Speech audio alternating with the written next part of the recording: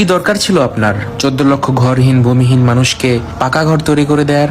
কি দরকার ছিল আপনার 25% মানুষকে দারিদ্র্য সীমার নিচে বের করে আনার? কি দরকার ছিল দেশকে খাদ্যসং সম্পূর্ণ করার? কি দরকার ছিল দেশকে স্বল্পোন্নত দেশের তালিকা থেকে উন্নয়নশীল দেশের কাতারে উন্নতি করার? কি দরকার ছিল 60 মিলিয়ন ডিজিপির দেশকে 460 মিলিয়ন ডলারের ডিজিপির দেশে উন্নত করার? কি দরকার ছিল ভারতের সাথে ছিটমহল সমস্যার সমাধান করার?